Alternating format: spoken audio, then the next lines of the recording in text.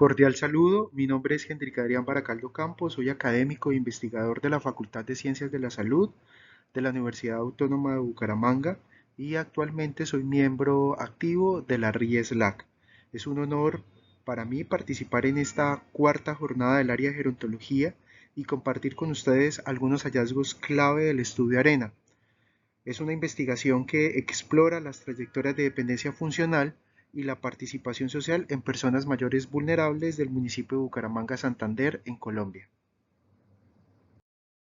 Para iniciar esta presentación, quise plantearme la siguiente pregunta: ¿cómo hemos comprendido la dependencia funcional? Tradicionalmente, la dependencia funcional ha sido vista como una consecuencia directa de la enfermedad. Sin embargo, modelos como el Disability Process Model amplían este entendimiento al incorporar a la dependencia funcional factores contextuales y personales de las personas.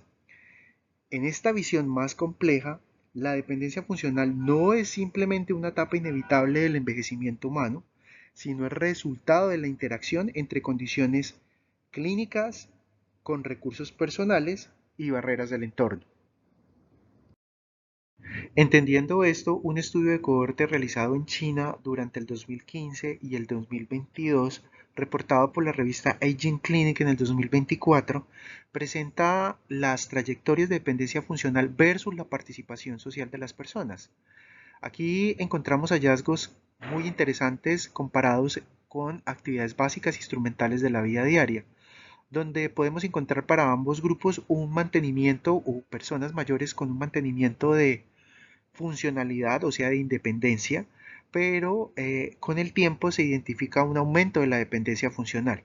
Sin embargo, lo interesante de estos hallazgos es que al evaluar la participación social de las personas mayores, encontramos a esta actividad como un punto ya sea de inflexión o un punto que promueve la funcionalidad en estas personas. La literatura y los estudios más recientes enfatizan que un mayor equilibrio entre las experiencias diarias a lo largo de la vida favorecen la adaptabilidad y la participación social efectiva. Estos factores definitivamente son claves en la preservación de la autonomía y la funcionalidad en las personas. Esto nos lleva a comprender el envejecimiento humano como un profundo relacionamiento personal con trayectorias que son diversas y marcadas por las experiencias vividas y las redes de apoyo disponibles, además de los factores estructurales que hacen que las personas tengan un dinamismo durante el envejecimiento humano y la vejez. Desde esta perspectiva y la experiencia investigativa, se propone un enfoque que articula la capacidad intrínseca, el entorno y la funcionalidad, no como dimensiones fijas, sino como componentes dinámicos en constante interacción.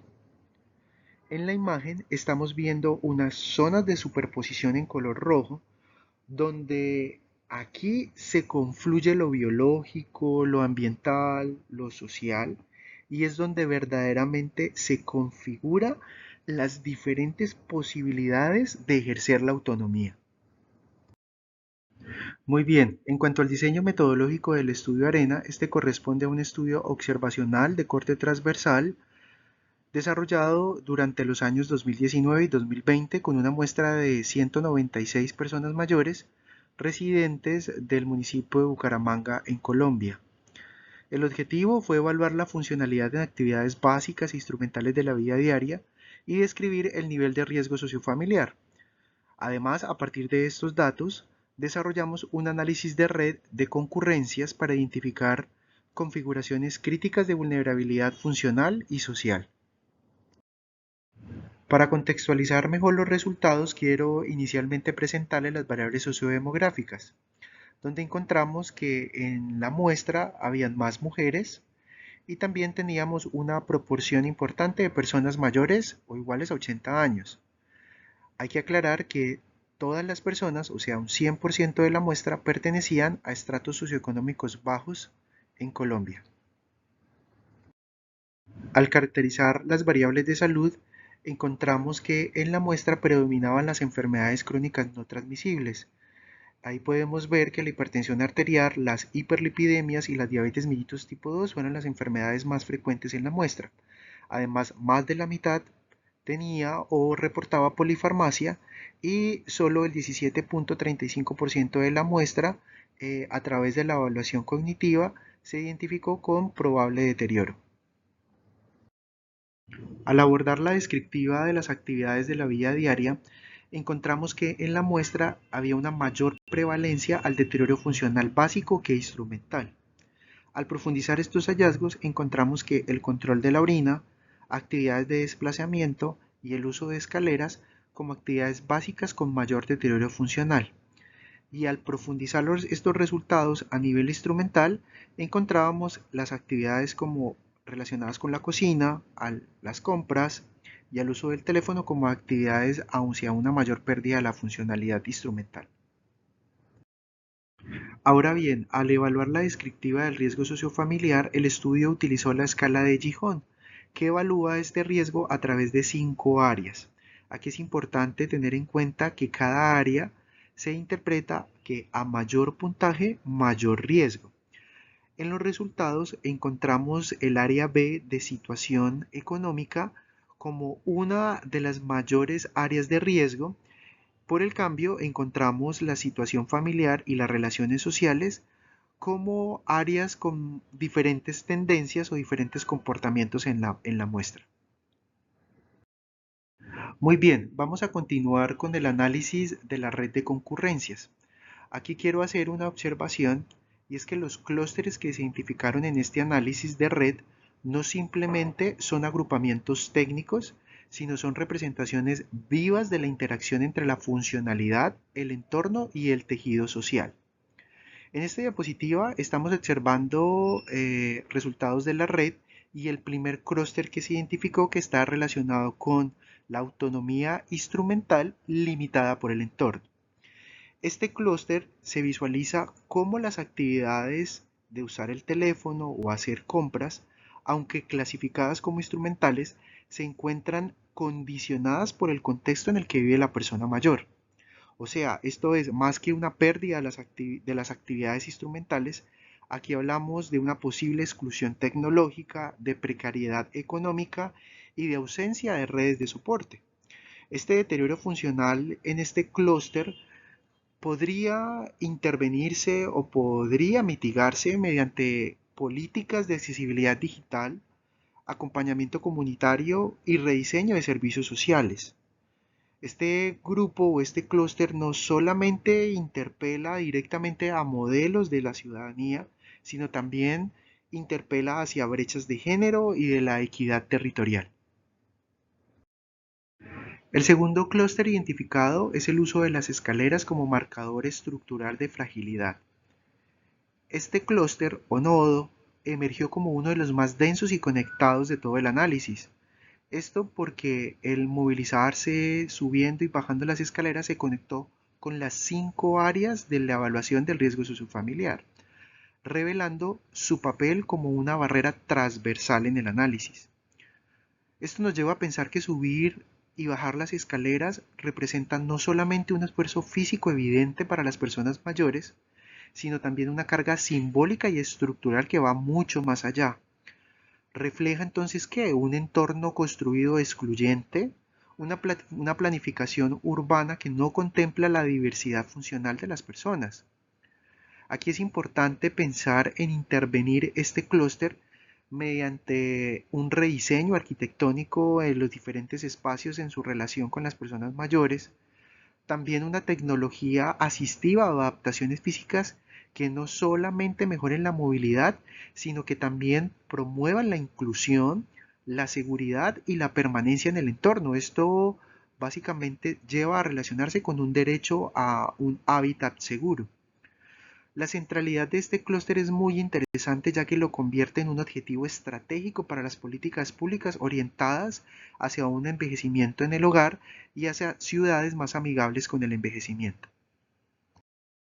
El tercer clúster identificado está relacionado con el control de esfínteres, esta función íntima que en nuestro análisis tiene un impacto relacional. En este clúster, al momento de hacer el análisis, exigió una lectura bastante delicada y profunda, ya que a menudo el control de esfínteres se analiza directamente desde el ámbito clínico. Sin embargo, el control de esfínteres afecta otras dimensiones que son invisibles pero fundamentales para el ser humano: la dignidad, la autoimagen o la posibilidad de vincularse con otras personas. Estas pérdidas funcionales en este dominio podrían generar aislamiento, vergüenza y retraimiento en las personas mayores, afectando su participación social. Entonces, esto es que su conexión con redes de apoyo y dinámicas familiares identificadas en este estudio sugieren que intervenir el control de esfínteres no solamente se requiere de protocolos médicos o de atenciones desde el ámbito clínico, sino también de la formación ética, de la sensibilidad cultural y del cuidado centrado en la persona como puntos claves de intervención.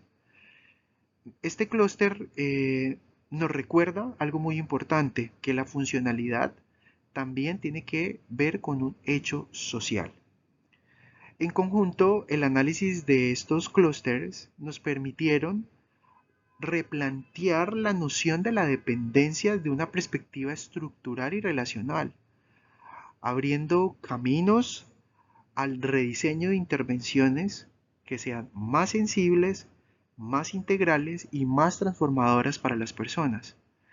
Además que nos lleva o nos invita a pensar en cómo reevaluamos o cómo estamos entendiendo la vulnerabilidad en la vejez.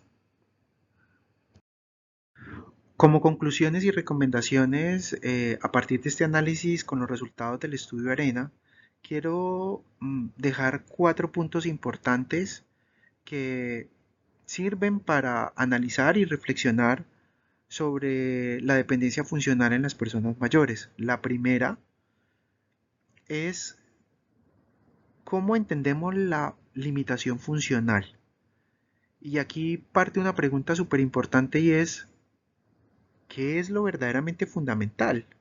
Y cuando hablamos de este tema, debemos volver a lo humano, entender la limitación funcional no solamente como una pérdida física, sino como una expresión de condiciones estructurales, una expresión de condiciones relacionales que pueden restringir la autonomía o que restringen la autonomía de una persona mayor.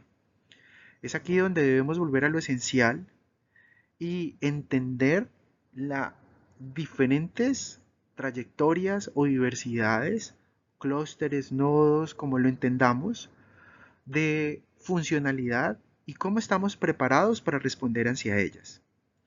Es aquí donde el análisis de red de concurrencias presentado como parte de este estudio abre nuevas posibilidades. Este análisis quizás es innovador o nuevo para Latinoamérica y el Caribe.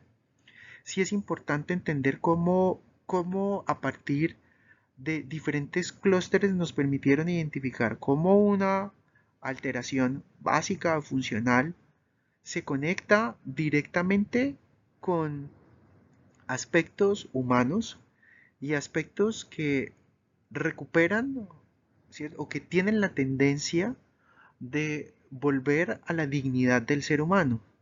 Es por ello que invito a que realicen análisis más complejos que permitan no solamente intervenir fraccionadamente, sino que permitan o que abran posibilidades de intervención clínica y social. Esto es importantísimo dentro de la formación de profesionales de la salud, de profesionales de gerontología o de profesionales de la geriatría, ya que cada vez se necesita intervenciones o estrategias de cuidado que sean más eficaces, más éticas y más contextualizadas con las personas.